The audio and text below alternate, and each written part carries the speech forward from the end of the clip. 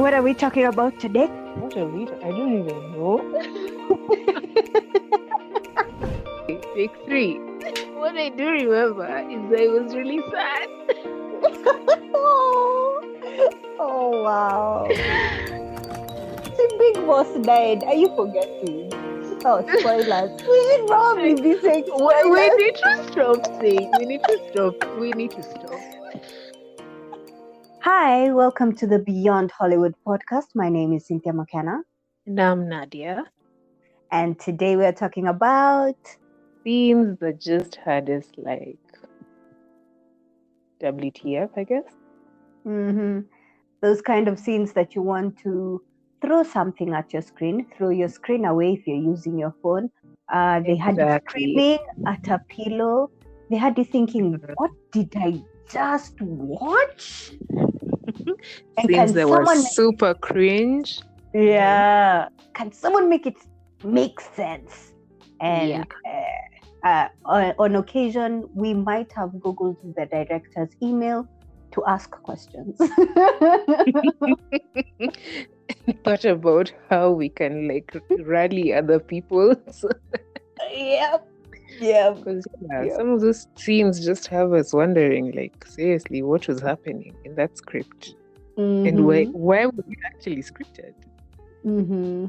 Yeah, and they go through a range of emotions, which we'll get into it.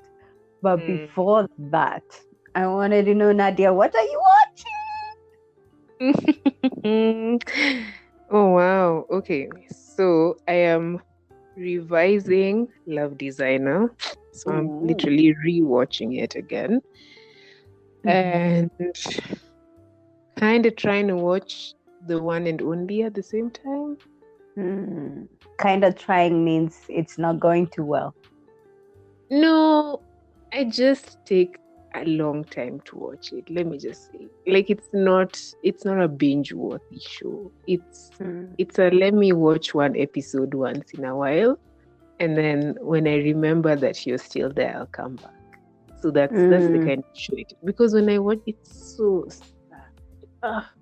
I've said it before, but it really is. It's so sad. It's a very draining show. I like melodramas, but I'm determined to finish it. I don't know why you do that to yourself. I really don't know why. Because there's a certain couple that I'm trying to see what happens to them. So that's why I'm just like persevering with the show. But it's not bad. Usually when I watch it, I'm just like, oh, okay. I get into it. But one episode is enough. Okay. Yeah. What are you watching? I'm watching tomorrow. Like I am there. Like I know right now a new episode has dropped. I can't wait to finish this podcast so that I can get into it. What episode has it reached now? It must be like 9 or something. I don't know. I don't actually check that because Really? I'm watching on Netflix and I really don't follow which episode I'm on. I'm just like, oh, it's out. Let's watch. Okay. Yeah, okay. That's interesting. Yeah. Okay. So that's it. No, that's for KDramas. I always have to. Have a C Drama, yeah. I have to combine. So C Drama, I am trying to watch just like you. You Are My Sunshine. I don't know why it hasn't clicked with me yet.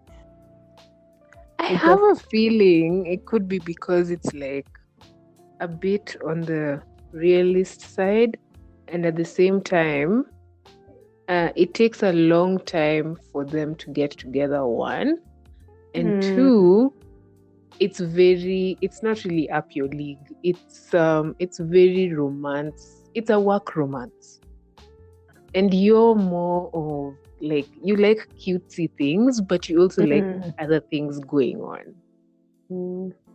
Yeah, based off what I've had with you. Yeah, I guess that's it. But because you recommended it, I'm gonna finish it. It's not bad. It's actually really, really nice. It is a nice drama. The chemistry between the two main leads are very, very exciting. I just don't know why it hasn't clicked with me yet. I guess I'm just not in that headspace right now. Makes sense. I wish I could rewatch it. And I know I'm going to rewatch it at some point because it shows up on my YouTube every day. And there's just there's like little bits and pieces of the clips. And I'm like, oh, I want to watch this again because I just loved their chemistry. I loved their chemistry. I liked how they solved problems. Just a fantastic couple. Yeah. They do have quite a number of cute scenes, though. They do have a lot of cute scenes. Now that I'm thinking about it, they have a lot of cute scenes that I should be into. I'll just keep trying. I'll put myself in that headspace. No excuses. Okay. Yeah. Yes. So let's get into our topic for today, which is scenes that go like, ugh, that make you go like, ugh, why? So, yeah. Do you want to start or should I? No, you start because I'm still thinking about some of mine. Yeah. Okay. So my first one, and I hope it's not on your list. It didn't really make me go like, it just made me go like, what? That doesn't make any scientific sense. Which is, please feel at ease, Mr. Lee, saving Finn. How did I forget about that? Oh gosh. Okay. I know the scene where his leg was hurt, right? And then the female lead was she was being harassed or something like that, or kidnapped. She was being kidnapped. And somehow he made it to where she is, and he literally with his broken leg. And he got the bad guy out of the car through the window with one hand. Like one hand there. I still can't get over that scene because it just didn't make sense to me. The whole time I was just like, dude, you broke your leg. How were you able to run? Okay, fine. Let's talk about, what is it? Adrenaline, flight or fight response. I mean, I can see how you'd be able to like forget the pain. But he literally chucked that guy in a, I don't know, what do I call it? In like a vertical position. Exactly. And he... I was like, how are you so many in the questions. car? No, how are you in the car? I had so out. I know. Like, that scene just had me wondering, like, what was happening here? What was obviously going on? And let's talk about the lack of consistency. Because 1 minute he's a freaking Superman, and then the next he was hitting on the leg, and he's weak all of a sudden. And I'm like, okay, let's just say this is a fictional world where you have extreme martial arts that can allow you, like you have your chi in set, and that can allow you to like grasp this man out of the car. Why don't you still use that superhuman strength to just throw the person away? So we have some level of consistency here. I have nothing to say about that show. Like, everything I would have said, I've already said. Because, I don't know. No, that show... It was stupid. It didn't make sense. Let me just... It was stupid. It was... Okay. I loved it so much. It's like the director forgot that he broke his leg. Yeah. Anyway, I mean, I don't know what to say about it. Yeah. I'm also like in awe. And then after all that, he can't get up the stairs. I'm No, that show, brilliant show because of how dumb it is, but that particular scene is when I was like, So that was my first one. All right, it's your turn. Okay. Wow. So mine are like, the one I was going to talk about is not really it's not even a scene. It's more of it's actually a character. It's a freaking character. The first when I was thinking about this podcast, the first person I thought of was the mom in Something in Cynthia. Her whole existence she just did. I detested that woman. And then it was just little things, like just the things she'd say about how it's important to marry someone. I don't know, because when her daughter is like, okay, I don't even know what did she ever say anything? No, I don't think she did. No, but there was a bit. She was passive aggressive. That's what I remember. Because she would say things like, you need to marry someone of a higher status. And then she'd like kind of low-key put her best friend down while they're eating dinner in her house. I was like, what is this double standard? I know. And then the annoying bit was when she'd be like, oh, you know, we've raised you up, you grew up together. It was just like, okay, if you took care of these people from a young age and you've seen them grow up, why would you also at the same time think ill of them? You know? I just didn't like her. And then when she showed up at what was his name? Was his name Yuji? I don't know. Jui. It was Jui. Yeah, I think it was Jui. Showed up at Jui's house. Slaps him. Like, how dare she? Yeah, I was watching that show and I'm like, I just want to get you out of. You have no relevance in the show. Zero relevance. She was an incredible villain. She was consistent. She was. I still don't like her. Like, not the person, the character. Yeah. And clearly, the person we've seen, she's an incredible actor. Yes. So yeah, that's my scene, or rather my character. It just made me think like, okay, we just don't need you here. We don't. You're not helpful. She was mean. She pushed the best friend to kind of break up the relationship between the two. She was passive aggressive. Like, she made them kneel almost every single time. It was ridiculous. She used to treat the son better. That show took me through it. Anyway. And she didn't have a redemption arc by the end of the film. I'm still annoyed. She really didn't, by the way. She didn't. And I think that's what makes it super realistic. That she didn't change. She just softened. She kind of just chilled a bit. But we never really get to know if she'll end up accepting her and like Jui's and that girl. I don't remember her name. Yeah, the female lead. The female lead's relationship. Yeah.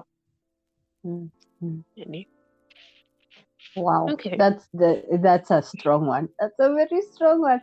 Okay. I do have. Okay, which one should I do next? I have an entire series that had me annoyed. I mean, it happened. The entire time, and I still watched it from beginning to end. Yeah, and that series is called Bath of Beauty. It's a C drama. Have you watched it? It's a K drama. Have you watched it? I've seen it. You've seen it? I've just never watched it, but I've seen it. Yeah. Okay, so I'll give you a small synopsis or summary of the drama. So Bath of Beauty follows this lady who's a housewife, and she does everything for her husband to the point that she even gives out to her husband and the husband's family. So they leave her husband, and the family, to the point that she even gave out her inheritance to her in-laws. Now, because she's big, on the bigger side, she's really, really mistreated. She's made to do all the chores in the house while others are seated. She's talked down upon. Now, that's just the tip of the iceberg. She finds her husband cheating on her. And I was super, super heartbroken. She finds her husband cheating on her, and I can't remember the exact details, but it reached a point where the husband found out that she knew, and I think he tried to kill her. He did try to kill her. Yeah, he tried to run over her with a car, but somehow she survived. And when she survived, she was saved by the male lead. And the male lead, she begged the male lead to make her pretty. And she went through some plastic surgery. Was it surgery? She went through surgery. She did diet and exercise and everything. And she became very, very beautiful. But you see, her self-worth was still that of a big girl, right? So there were times she would still let people walk all over her.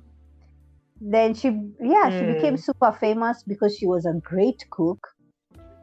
So she accidentally found herself in a TV program where she's cooking and eating, and people are so mesmerized by this very skinny person who's eating such, such big portions of food and stuff like that. Well, was it big? I don't know. It was just the way she ate that people are fascinated about, I guess. And somehow she found herself in a situation where she was still interacting with her in-laws. And that's when they found out who she is, and she found out everything that they did to her. It was like that series, like so many things. Like, okay, so yeah, your wife knows that you cheated on her. Do you really need to run her over with a car? Like, I didn't understand that. Like, there was so many scenes. And then the fact that I think there was a point where they still tried to mistreat her when she was skinny and famous as much as they did when she was big. Man, that show was so frustrating. It was so annoying. So many scenes where I'm like, why would you treat a human being like that just because they're big? Like, why would you confiscate her inheritance? Like, why did she give it out in the first place? That's a good question. That's a very good question. She was so in love. And I'm like, why are we so dumb when we're in love? It's the, what is it? It's the love hormones that just make you go mad. You don't think clearly. For sure. That show was a roller coaster in itself. Just an extreme roller coaster. I need to go back and get to the details. I know I've seen it on Netflix, but it's never like piqued my curiosity at all to watch it. Yeah. I'm only just like, I can't even see the poster. But I've never thought, let me watch this thing. Just, yeah. Though it kind of reminds me of She Was Pretty, with the whole idea of what's considered beautiful according to society, Those are things that just made me irritated when it comes to that show. How do you treat someone badly because you don't consider them visually appealing to you? And then to the point where now she has to start covering up her freckles. And they were freckles, Cynthia. Freckles. Okay, not everyone has freckles, but freckles are it's part of your body. It's like having a beauty spot. Some people have it all over their faces. Others have on their cheeks. Others, I don't know. That's the farthest I know. But to the point where she had to start caking her face with makeup just so that she could appear fair. And then what irritated me most was how she started straightening her hair. And have you noticed how when they're always depicting the quote-unquote ugly girl, it's always she's wearing glasses, she's probably going to have rabbit teeth, her hair is going to be weirdly curly, just curly, not in an attractive way, I guess, not even attractive, not in a orderly, I don't know how to put it. Just a messy do. A messy do, you're not presentable, yeah? And then some random mole on your face. This is not Nanny McPhee. I don't know. That's a good point. But remember, we've been watching this for the longest time. Velma was supposed to be the ugly counterpart of Daphne in Scooby-Doo. And she had the big eyes, the big glasses. Her hair was kind of, but it was short. And all that. And then we had Princess Diaries. Still the same principle. Still the same. Yeah, so we've been watching this for the longest time, so it has just become an industry standard. It's so annoying. And something else that annoyed me most about that show was just how the guy was so mean. He was literally so mean for no reason.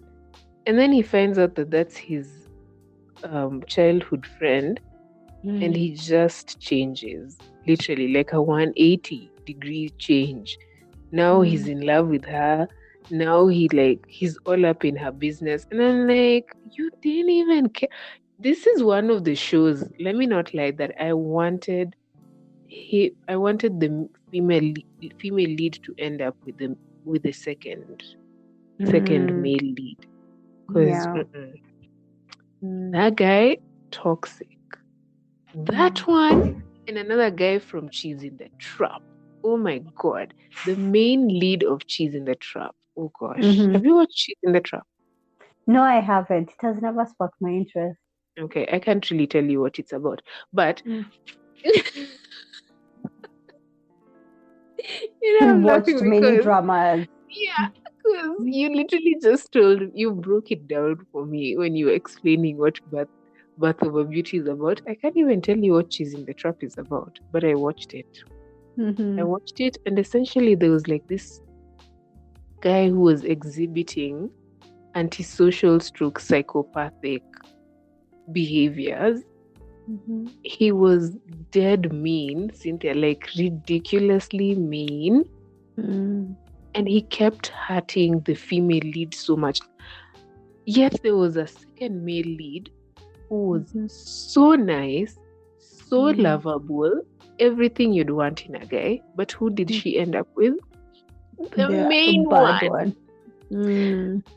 Because he changed, I'm guessing. He never changed. Are you kidding me? That guy was just toxic.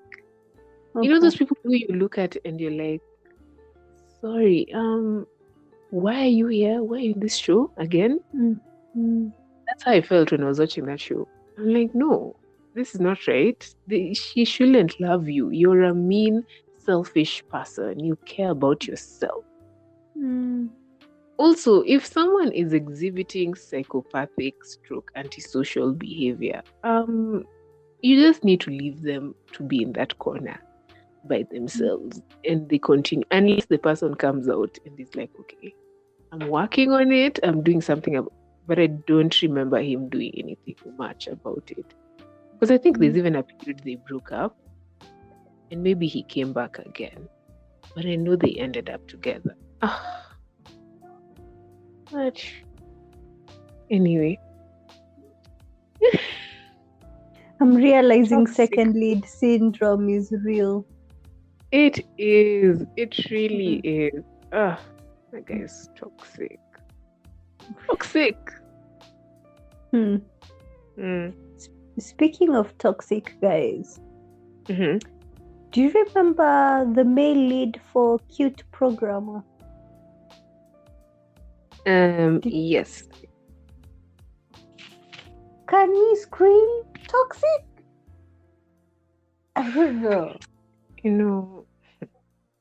Now that I think about it, that guy was just hella toxic. I've never even watched Cute Programmer. I've never even watched that show. You haven't watched it?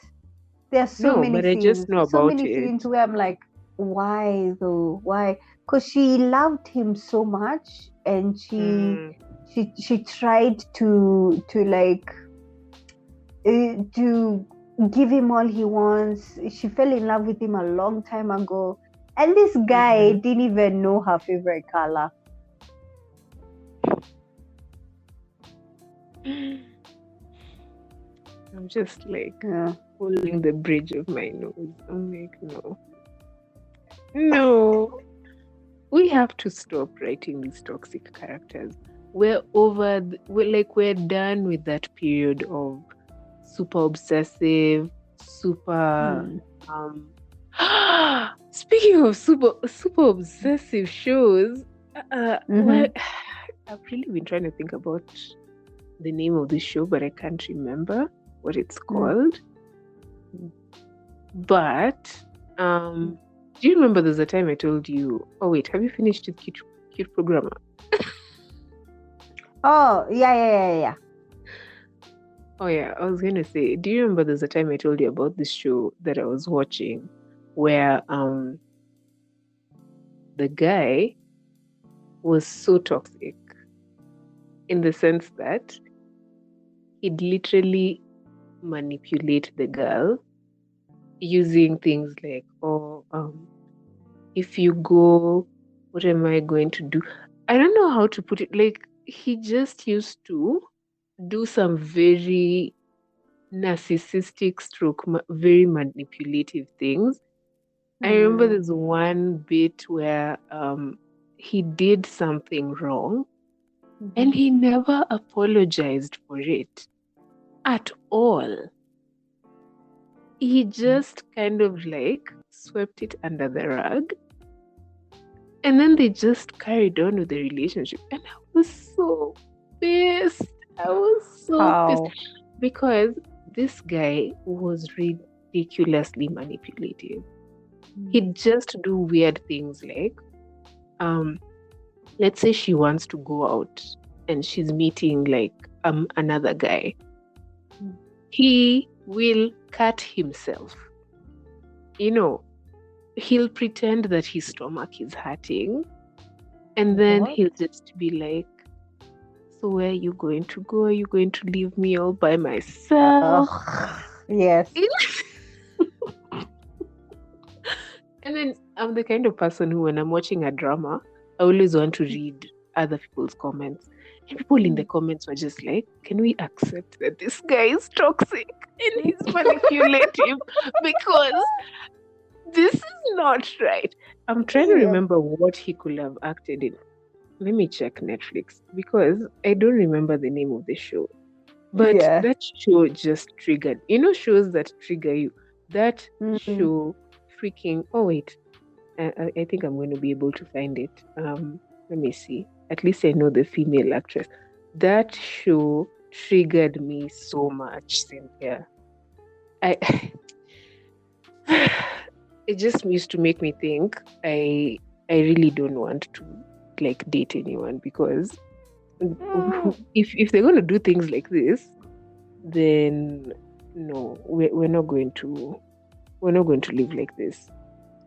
That's the first romance anything we have ever watched and gone like, nope, I don't want to date. Yeah, because no, supposed to be the other way around. And then the other bit was how he used to feel. He used to feel like he was so entitled to her.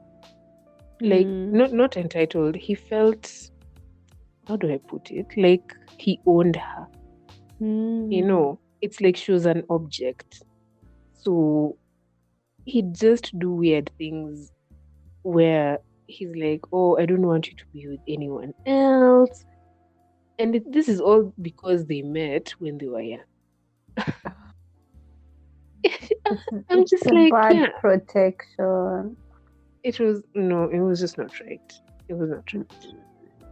I can't remember what it was called. I feel so sad. Look for it. While you're looking for it, mm-hmm. The same actor who acted Cute Programmer, I think I told you this before, acted another movie called You Are My Destiny. Sounds so familiar. It's another one that I wanted to kill many people at the same time, but I just couldn't. It's not, and the funny thing is, he was playing the same persona, like this guy who's been forced into marriage and he really doesn't want to get married. But the difference with the character in You Are My Destiny is the fact that in You Are My Destiny, he was ready to get married, but to another chick. And then in the midst of, because they were entering into a cruise ship together, the female lead, who he ended up having a contract marriage with, had come with her boyfriend, and then he had come with his girlfriend. But then for him, the girlfriend had to leave because she was a ballerina, so she got some performance that she really wanted to do, so she left. So she was that kind of flight kind of character, like, oh, something has come great for her and she leaves, which I don't fault her for. Now that I think about it, in the movie they made her look bad, but now that I think about it, she was thinking about her career. How's that a bad thing? It's not a bad thing at all. It isn't. But anyway, yeah, they just made it look kinda evil. So he was left alone in the cruise ship, and then for her, for the female lead who had come with a boyfriend, she had taken all her savings from her entire job to pay for this cruise, and she was pretty poor, to pay for this cruise ship to be with the boyfriend, and the boyfriend ended up sleeping with some ship attendant, or was it some chick he just met right there in their room. I was like, yo, the audacity. This one. She's unpaid for the room. And then he was like, what are you going to do without me, after she confronted him? That's another narcissistic character. But we only saw him for like 15 minutes. So she ended up being alone in the ship together with now the male lead. And I guess the male lead is the one who found out that this guy is cheating and told her about it. So I guess he felt sorry for her and gave her an entire makeover. And for that one night, she pretended to be his fiance because he had planned a whole surprise thing for the fiance, but the fiance was not there. And then they got super drunk, they had sex, and she became pregnant. Right? Yeah. Was one of those. It's always someone getting pregnant after like getting drunk. I don't know. These people, they need to find a new thing, because it can't always just be like that. Well, it's either that or rape, I guess. Okay, that's true. But technically, if you think about it, if what was I going to say? If you really think about it, if you have sex when you're drunk, technically, and it depends on like the level of drunk you are. you are, it's not really consensual because one person is not really aware of what's going on. That's true. Yeah. So that's why they wake up and they look shocked. Anyway, yeah. So people really after that trip, Mm-hmm. after that trip for the ship, or the ship trip Yeah. or whatever, they decided to, like, they went different ways, and later on, as the story develops, he finds out that she's pregnant. The grandmother finds out, and the grandmother really wants this guy to get married. So she's ecstatic and plans a contract marriage for both of them. Now, these are not the scenes that I had a problem with. The major scene I had a problem with is this girl was forced to marry, yes, and she was forced to stay with the male lead in his room, where there was a huge portrait. And Nadia, when I say huge, I mean like from ceiling to floor of his ballerina girlfriend. This is the one with the ex-girlfriend, yeah? Yes! A huge portrait. Yani just there to remind you that you will never be a replacement. You will never be as good as she is, because she was pretty. And then the photo was like a pose and everything. So ideally, she was supposed to be the pretty, perfect girlfriend.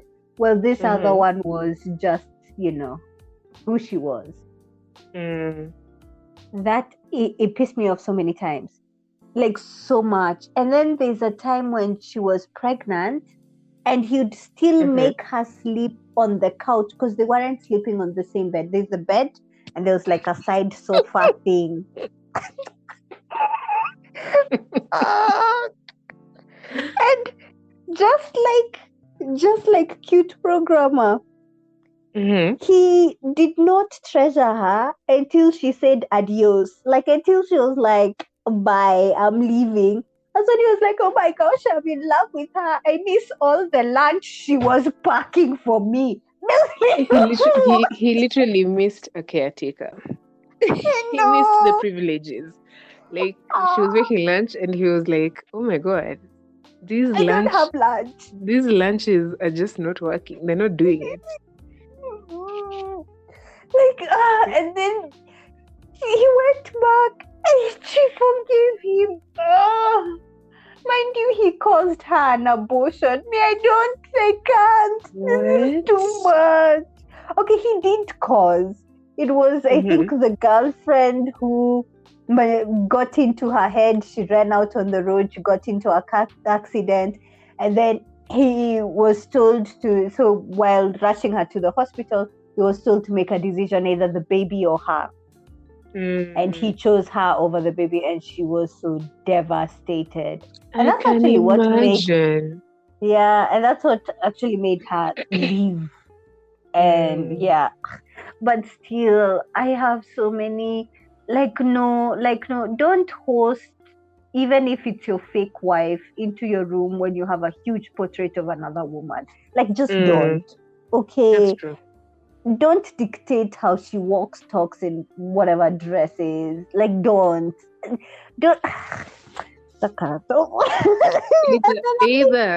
Either the writer was describing real life, or they really just, I don't know, there's something going on with them, because that's just extreme. But at the same time, it really isn't, because if you think about it, if you have someone who does things like, you technically consider them either some level of abuser or something, because they're controlling. They want to know everything that's happening. They want to control every aspect of your life. That's not really someone who loves you.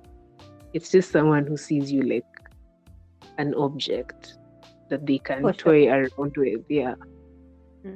In my script writing, if I was to write that script, they would never end back together. Because the entire film, the entire series, I was just waiting to see her grow a backbone. And when she finally did, she went back to the same guy. in my script, they would have never gone back together. No, not a She chance. should have. Even if She he should have. changes how.